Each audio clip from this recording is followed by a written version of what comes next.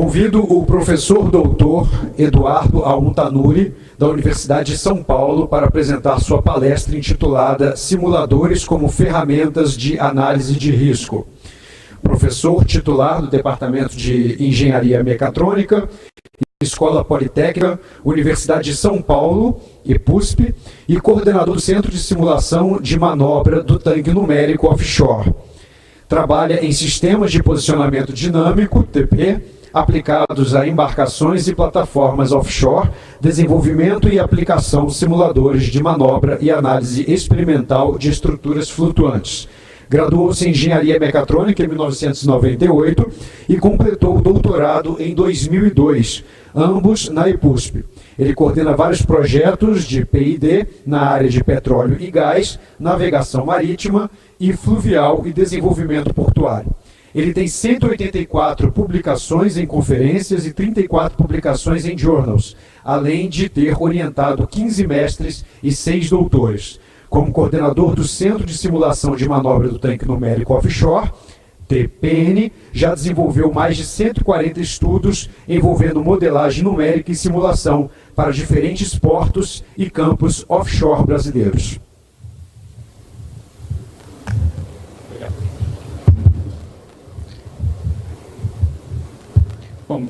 Bom dia a todos, muito agradeço ao CONAPRA pelo convite. Então a apresentação vai versar sobre o uso de simuladores e possíveis aplicações em análise de risco.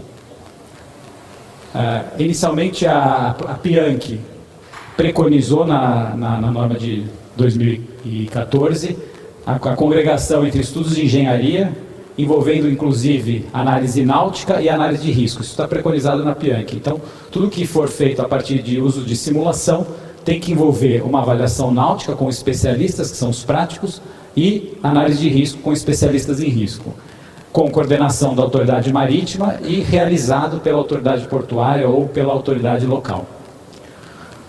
Em seguida, a IMO, preconizou na circular 296 o uso de simulação para avaliação de riscos e indica o documento da IALA 1058 como uma fonte de referência para como deve ser feita essas simulações dentro do contexto de análise de risco. A IALA, essa regulamentação da IALA é um documento curto, simples, que eu vou resumir aqui, que mostra como deve ser feita a validação do simulador, as ferramentas que devem ser utilizadas e como deve ser documentado o estudo. Todos esses documentos são públicos. Com relação aos participantes, todas as simulações devem envolver a autoridade marítima, a autoridade portuária, os práticos locais, comandantes de rebocadores locais, projetistas e o instituto ou o órgão que tem o simulador. Então, todos esses participantes devem estar envolvidos no estudo de simulação e de análise de risco. Ele fala, inclusive, que deve envolver os práticos locais em todo estudo, incluindo planejamento, realização e conclusão das simulações. Em seguida, ele fala sobre uma reunião de planejamento, ou seja, o objetivo da IALA é falar toda a simulação tem que ser planejada, não pode chegar ali e sujeitar o prático, o comandante, a situações que ele não foi previamente brifado. Então é necessário fazer uma reunião de planejamento, onde se expõe todos esses detalhes, né? Inclusive as condições de emergência, casos vão ser simulados, isso tem que ser falado antes. E no dia da simulação deve ser feita uma reunião de briefing, né, no primeiro dia, também retomando todo esse detalhamento da simulação que vai ser feita. Isso é procedimento. Tá? É importante que o simulador permita a avaliação detalhada da sinalização náutica, inclusive porque essa norma está dentro da IALA, então ele dá bastante foco à parte de sinalização náutica. Isso tem que ser previsto. O simulador, logicamente, tem que prever vários tipos de navios, com as suas características particulares. Né? Durante a sessão de simulação, todos os navios tipo têm que ser bem modelados. Tem que prever também a possibilidade de simulação em cenários com visibilidade prejudicada, cenários noturnos, etc. Né? Tem que prever a inclusão de dados batimétricos atualizados, de preferência classe alfa. Tem que prever também a ambientação visual o mais realista possível, não só baseado em cartas náuticas, mas também em fotos reais e dados extras. A utilização de radares, EQDIS, PPU, tal como é feito na realidade. Né? E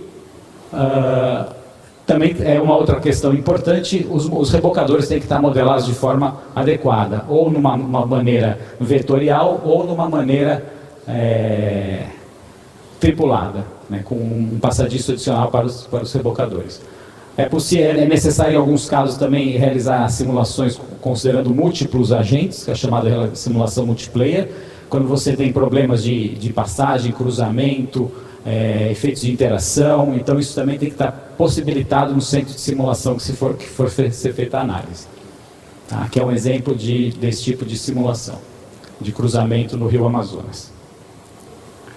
É necessário também que o simulador tenha a capacidade de importar cartas náuticas, preferencialmente eletrônicas, ou as cartas raster. Carta vetorial, desculpa. É importante também que ele tenha a capacidade de agregar dados reais de manobra, inclusive uma análise preliminar de briefing, durante o briefing, para verificar como são feitas as manobras. Aqui, por exemplo, é um log de várias manobras no canal de Tubarão. Né? Isso é importante até numa reunião inicial de discussão. Também a Ayala menciona isso. E no final, após a sessão de simulação, ele detalha como tem que ser feito o resumo, né? o relatório. O relatório é algo extenso, mas que ele tem que ter todo o detalhamento de cada uma das manobras, tanto os dados de entrada, as manobras e as conclusões principais do estudo. E muitas vezes é interessante fazer uma comparação daquele projeto portuário com as regras atuais da PIANC, inclusive incluindo também alguns comentários ou questionários realizados pelos participantes durante a simulação. Bom, então isso é como tem que ser feita uma sessão de simulação. Agora vamos passar para os detalhamentos sobre as ferramentas. Existem duas ferramentas importantes de simulação, que são os simuladores Fast Time e os simuladores Real Time. Logicamente, o Fast Time não contempla o fator humano, né? Ele é um simulador no qual existe um piloto automático, um algoritmo de controle determinístico realizando a ação do prático e que tem como vantagem a possibilidade de fazer um grande número de simulações. E as desvantagens claras, não tem o elemento humano e a gente tem uma trajetória pré-definida que tenta representar a ação do prático. O simulador Real Time, aqui é uma comparação de uma manobra Fast Time, aqui do porto de Porto Céu, Barra do Riacho. Ali em cima está sendo feita a manobra pelo computador. Vocês podem perceber que as reações são meio robotizadas, né? E a de baixo ali já é uma simulação multiplayer, onde tem um comandante do rebocador no centro popa e o prático comandando o navio, tá? Você pode perceber que em alguns momentos o comandante do rebocador não consegue manter posição, etc. Isso tudo é muito mais bem representado numa simulação real-time. E tem dois níveis de simulação real-time. Aquela single player, no qual a gente tem apenas um participante, que é o prático, e os rebocadores são comandados de forma vetorial, tá? Através de um comando, uma estação de comando do simulador. A vantagem é a introdução do elemento humano, mas os rebocadores não são modelados de forma tripulada. E o outro nível é o multiplayer, no qual os rebocadores ocupam outras cabines e se comunicam via rádio com o comandante com o prático, do passageiro principal. A vantagem é a introdução, mais uma vez, aí, do elemento humano, no caso dos rebocadores. Outra desvantagem é o custo. Opa! Bom, nós temos na USP um simulador, né, desenvolvido com apoio da Petrobras e com uma forte interação com o CONAPRA e com forte apoio também da Marinha, que no nosso caso, nós realizamos já 130 simulações, 135, e a maior parte é do tipo single player, até por uma questão muitas vezes de disponibilidade pessoal, mas cada vez mais as simulações real-time multiplayer estão tomando espaço devido à necessidade da modelagem precisa dos rebocadores, uso de técnicas avançadas de rebocagem, escort tug. Então isso cada vez mais está tomando espaço nos simuladores. Agora, como que a gente faz para utilizar um simulador numa análise de risco? Então, com relação ao real-time, o principal desafio é que nós temos ali como medir o risco de uma simulação real-time. A gente tem um baixo número de simulações executadas, em geral 8 a 10 por dia, né?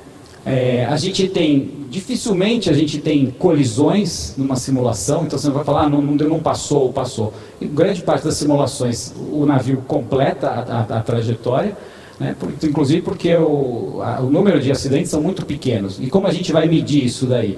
Então o que se faz é utilizar os chamados limites. Definem-se limites, que eu vou falar detalhadamente, e verifica-se se foi ou não ultrapassado alguns limites de segurança na simulação.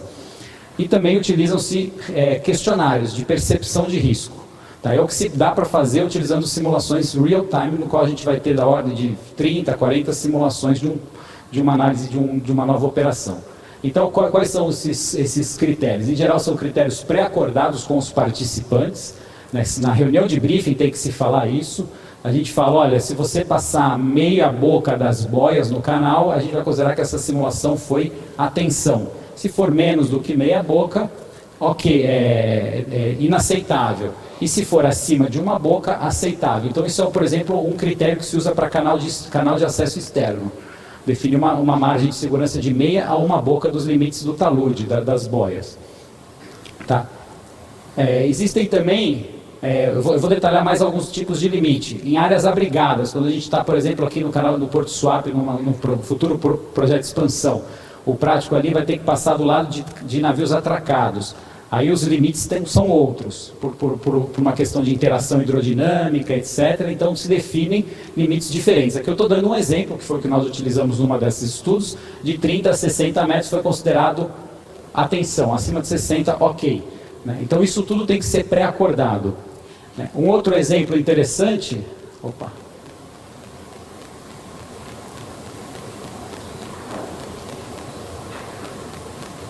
Acho que parou.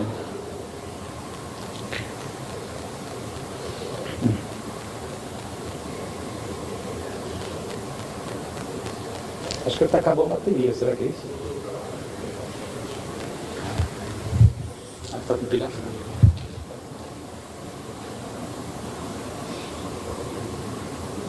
Não vou conseguir trabalhar.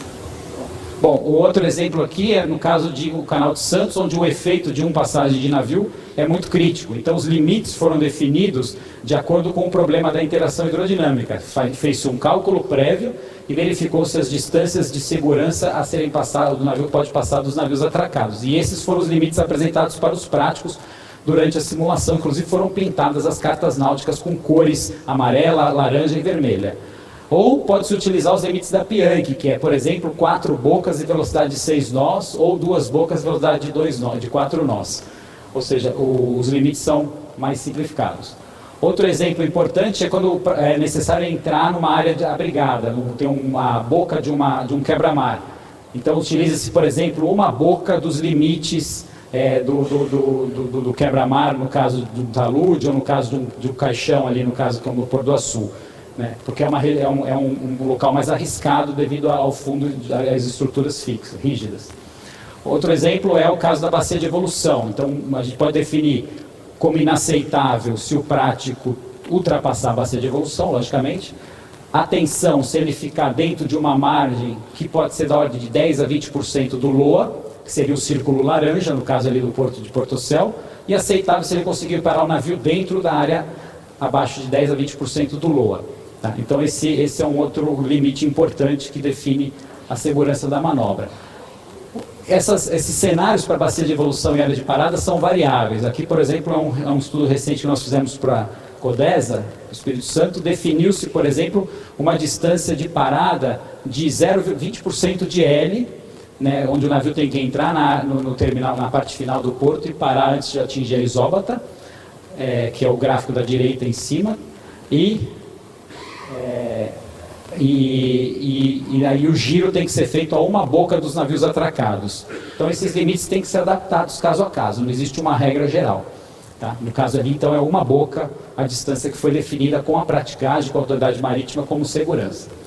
Logicamente, depois um requisito importante é folga sob a quilha, né? Então admite-se um inaceitável se há um encalhe, a tensão, em geral, se fica entre 0 e a folga de segurança solicitada pela Pianchi, que varia de 0,4 a 1 metro, e aceitável se a folga sob a quilha mínima fica acima desse valor. Tá? Isso tem que ser avaliado ao longo de toda a simulação para todos os pontos da quilha. O uso de rebocador é outro requisito importante, utiliza-se em geral aceitável se o rebocador é solicitado a menos do que meia força, e a tensão se ele for solicitado até 80%, e é inaceitável se ele tiver que ser utilizado a 100%. Assim como partidas de máquina, número de passos, partidas de máquina e uso de máquina. Em geral, assume-se inaceitável se o uso de máquina é toda a força. principalmente no caso de arré, quando tem que ser realizada a parada. O uso de leme é um pouco mais complicado, muitas vezes a gente assume 20 graus para manter a navegação no canal, e aceitável caso contrário. Tá? E muitas vezes tem critérios de kick de máquina, né? Que muitas vezes o prático dá toda a força e dá leme para ganhar um pouco de tendência de guinada. Então também tem alguns critérios que você pode assumir que ele não pode realizar kicks de máquina durante mais do que meio L, por exemplo. Dá para fazer essa avaliação também para que tenha uma margem de segurança durante a manobra. E existem alguns parâmetros, alguns funcionais ali que dá para fazer o cálculo do grau de quantidade de kicks de máquina que são feitas, são formas de mensurar isso durante a simulação. Tá? Existem alguns critérios alternativos, por exemplo, se eu tenho um novo porto, eu estou projetando um novo porto, tenho um projetista de um novo porto, é interessante que a simulação seja feita impedindo o uso de mais do que meia força. Já que você está projetando um novo porto, ele vai ter tendência de expansão no futuro, em geral a gente tem adotado não utilizar meia força, não utilizar toda a força dos rebocadores. Acima disso a gente já diz que é como a tensão. Entretanto, em portos já existentes, onde está se buscando o limite de aumento operacional, aumento de limite operacional, e os práticos já conhecem aquele porto, já operam ali, já conhecem muito mais a realidade, é possível afrouxar um pouco esses limites de risco. Então, logicamente, num novo porto onde nunca ninguém manobrou, é interessante que os limites sejam mais apertados.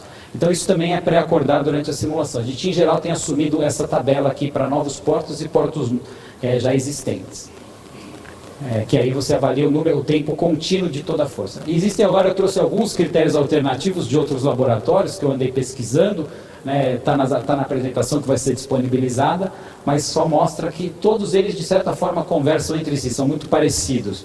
Esse aqui é do Instituto da Alemanha, que o Schenck me forneceu esses dados. Tá? Esse aqui é o critério holandês, que o pessoal da Arcades, acho que do Marin também utilizam, é semelhante, tá? Pelo menos um dos casos que eu encontrei. Eles não têm limitação para leme, mas eles também não aceitam toda a força atrás, rebocador acima de 90% que eles consideram como crítico, e distância às margens de meia boca, tá?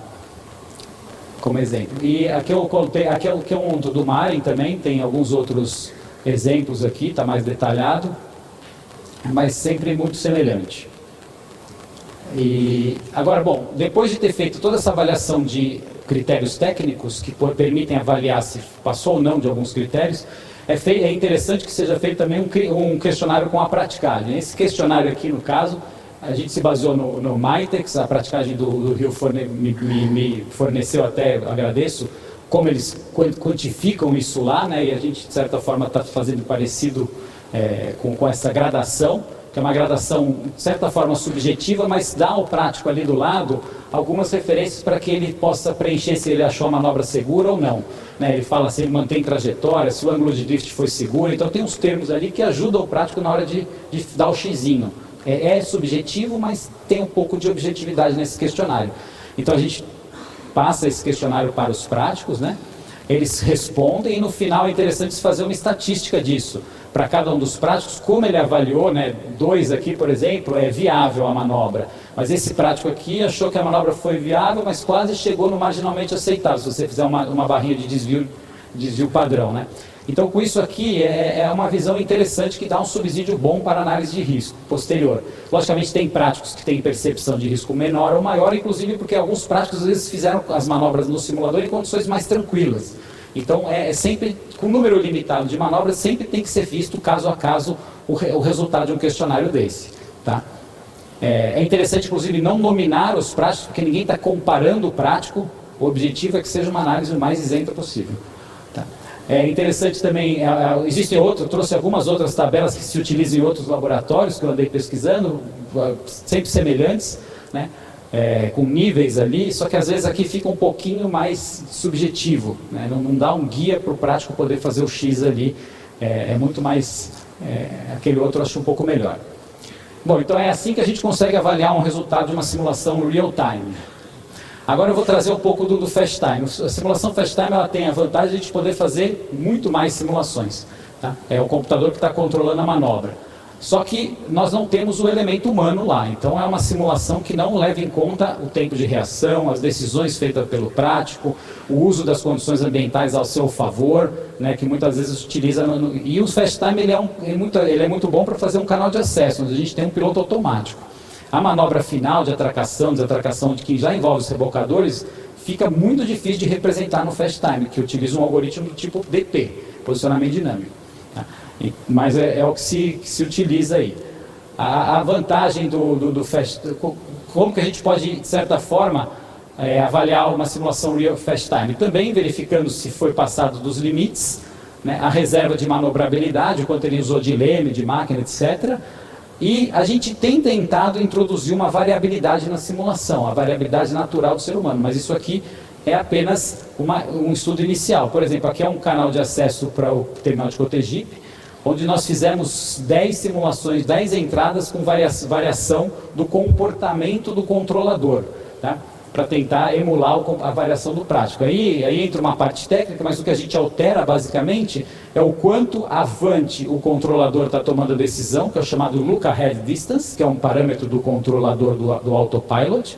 A gente varia um pouquinho isso, em torno de 2 LOA, ou seja, o prático como se estivesse sempre olhando avante 2 LOA para tomar a decisão de manobra do leme, e também um outro parâmetro... Você muda para mim? Um outro parâmetro... Pode mudar o slide.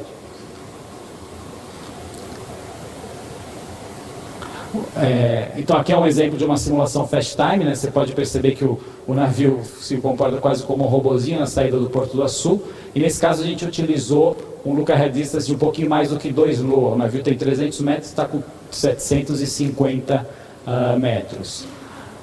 E um outro parâmetro que a gente utiliza é o quanto ele se antecipa à curva, né?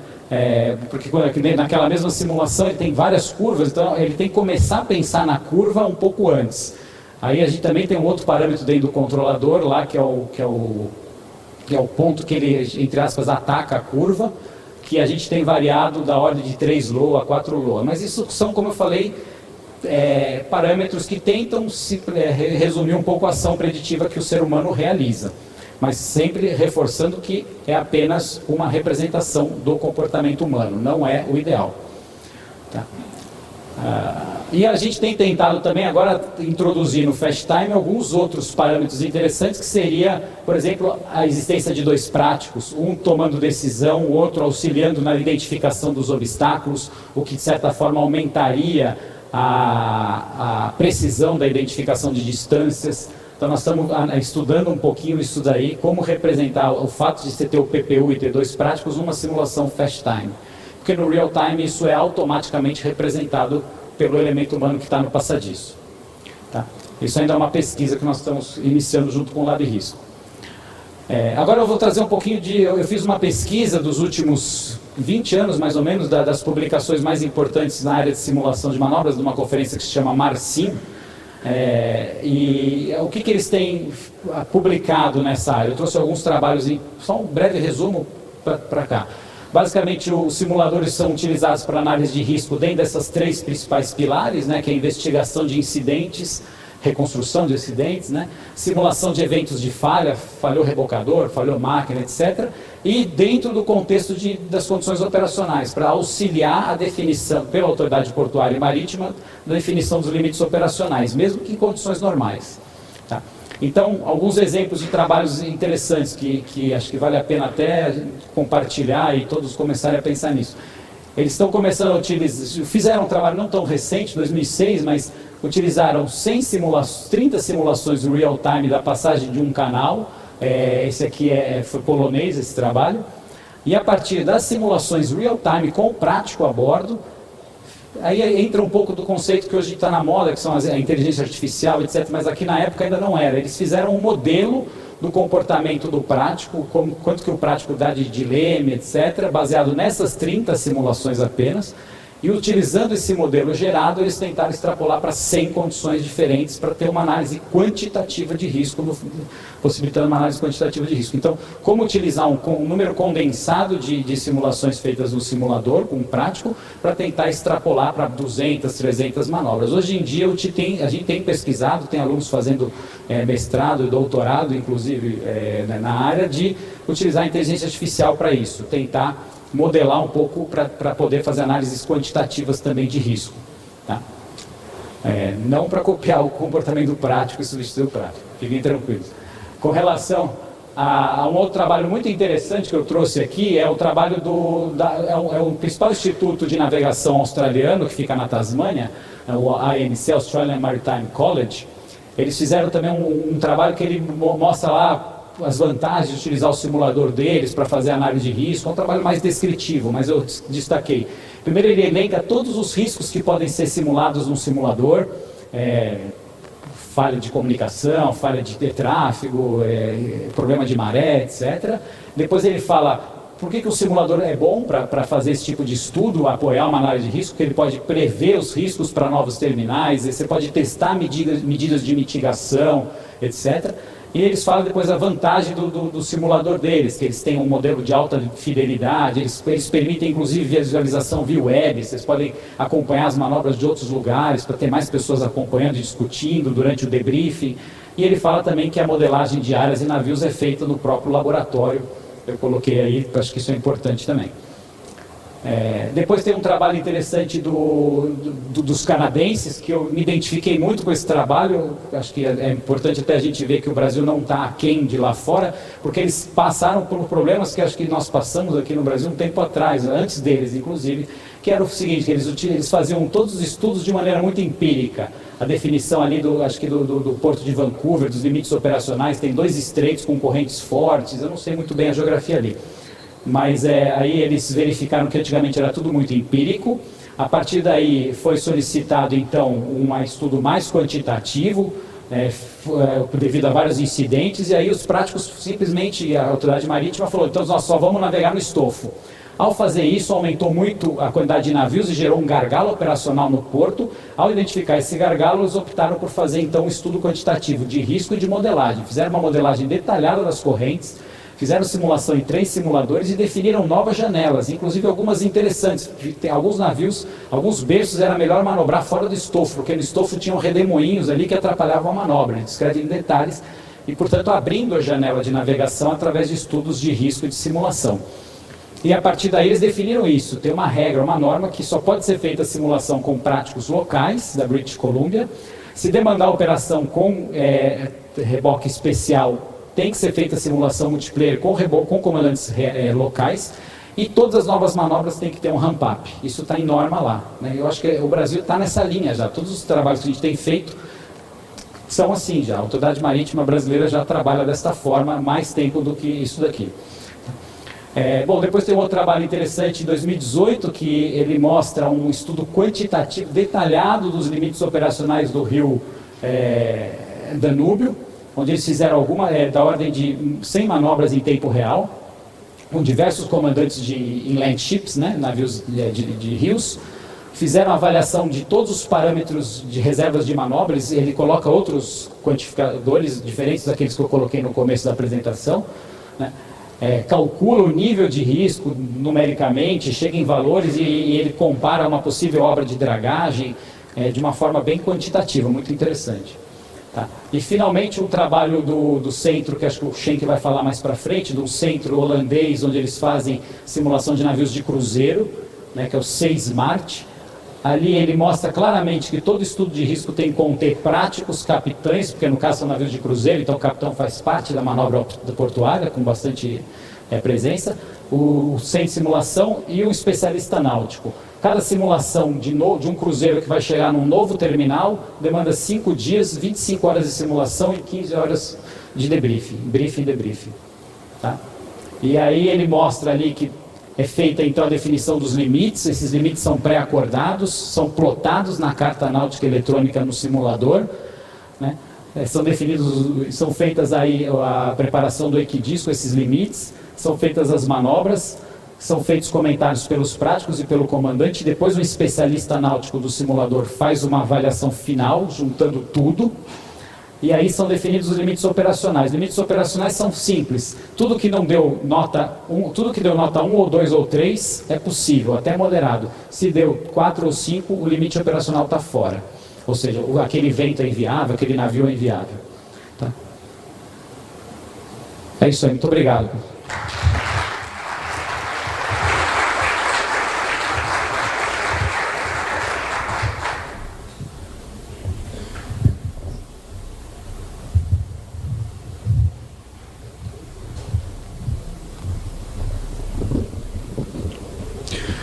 Professor Tanuri, agradecemos por sua apresentação.